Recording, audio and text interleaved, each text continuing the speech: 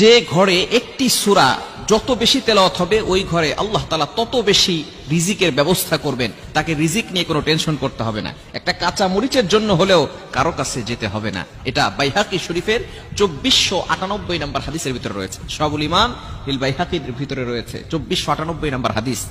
নবীজি সাল্লাল্লাহু আলাইহি ওয়াসাল্লামের সাহাবী হযরত ওসমান রাদিয়াল্লাহু তাআলা আনহু যখন খেলাফত আসলেন, যখন তার শাসনামল চলল, এমন সময় আব্দুল্লাহ ইবনে মাসউদ রাদিয়াল্লাহু তাআলা আনহু তিনি অসুস্থ হয়ে পড়লেন। ওসমান রাদিয়াল্লাহু তাআলা আনহু তাকে দেখতে গেলেন। আমরা অনেক সময় মানুষ অসুস্থ হয়ে গেলে দেখতে যাই না। এটা হচ্ছে নবী সাল্লাল্লাহু আলাইহি সাল্লামের আদর্শ, সাহাবায়ে কেরামদের আদর্শ। যখনই কোনো মানুষ অসুস্থ হয়ে যেতেন, আপনার সহপাঠী, আপনার প্রতিবেশী অসুস্থ হয়ে গেলে আপনি তাকে দেখতে যান, তার জন্য কিছু হাদিয়া নিয়ে যান। সে হয়তো অসহায় অবস্থা আছে, চিকিৎসা করাতে পারছে না, আপনি তার কাছে যাবেন। এটাই হচ্ছে সবচেয়ে উত্তম পদ্ধতি এবং এটা হচ্ছে সুন্নাহ পদ্ধতি। ওসমান রাদিয়াল্লাহু তাআলা আনহু আব্দুল্লাহ ইবনে মাসউদ রাদিয়াল্লাহু তাআলা আনহুর ঘরে চলে গেলেন তাকে দেখার জন্য। তিনি একেবারে শেষ পর্যায়ে চলে গেলেন।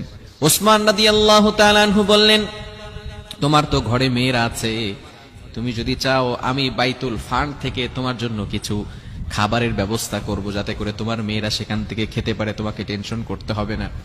আব্দুল্লাহ ইবনে মাসউদ রাদিয়াল্লাহু তাআলা আনহু বলেন, আমাদের খলিফা ভালো করে শুনেন, আমাকে নবীজি সাল্লাল্লাহু আলাইহি সাল্লাম এমন একটা সূরার শিক্ষা দিয়েছেন, আমার মেয়েরা কোরআন পড়তে জানে, আমার মেয়েরা কোরআন পড়তে পারে, তারা যদি এই সূরার তেলাওয়াত করে আল্লাহ পাক রব্বুল আলামিন ওই ঘরের ভিতরে রিজিকের ব্যবস্থা করে দিবেন, অন্য কারো দরকার হবে না।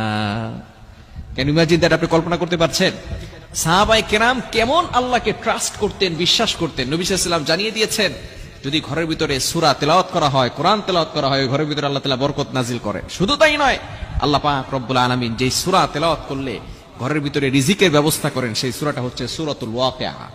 এই সূরাটা আমরা অবশ্যই বাসায় পড়ব। বর্তমানে সাহাবায়ে কেরামদের তারা নিজেরাও কোরআন পড়তে পারতেন, তাদের সন্তানদেরকেও কোরআন পড়া শিখাতেন। আমরা নিজেরাও কোরআন পড়তে পারি না, সন্তানরাও কোরআন পড়তে জানে না। সন্তানদেরকে কোরআন পড়া শিখান, আপনি নিজে কোরআন পড়েন। আপনার ঘরের ভিতরে প্রত্যেক দিন মাগরিবের নামাজের পরে সূরা ওয়াকিয়ার তেলাওয়াত করেন। যখনই সুযোগ পান সূরা ওয়াকিয়ার তেলাওয়াত করেন। ইনশাআল্লাহ আল্লাহ তাআলা ঘরের ভিতরে রিজিক নিয়ে টেনশন করতে হবে না, রিজিকের অভাব দূর করে দিবেন। আল্লাহ পাক রব্বুল আলামিন কোথা থেকে যে রিজিকের ব্যবস্থা করবেন আপনি কল্পনাও করতে পারবেন না। মনে রাখবেন, একটা পাখি সকালবেলা খালি পেট থেকে ঘর থেকে বের হয়, খালি পেটে বের হয়, আবার সন্ধ্যার সময় ভরা পেটে সে চলে আসে। তাকে রিজিকের ব্যবস্থা করেন কে? লা রাযাকাকুম কামা ইয়ারযুকুত তায়র। পাখিকে যেভাবে আল্লাহ তাআলা রিজিকের ব্যবস্থা করেন, আপনাকেও আল্লাহ তাআলা সেভাবে রিজিকের ব্যবস্থা করে দিবেন। এজন্য রিজিক নিয়ে টেনশন করতে হবে না যদি আপনার ঘরের ভিতরে সূরা ওয়াকিয়ার তেলাওয়াত হয়। এজন্য সূরা ওয়াকিয়ার তেলাওয়াত চালু করেন।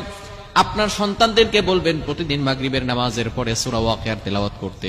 বলা যাবে তো ইনশাআল্লাহ? বলতে পারবো তো ইনশাআল্লাহ? সূরা ওয়াকিয়ার তেলাওয়াত যদি করে আল্লাহ তাআলা ওই ঘরের ভিতরে বরকত দিয়ে দেন, রিজিক নিয়ে ওই ঘরে কোনো টেনশন করতে হয় না।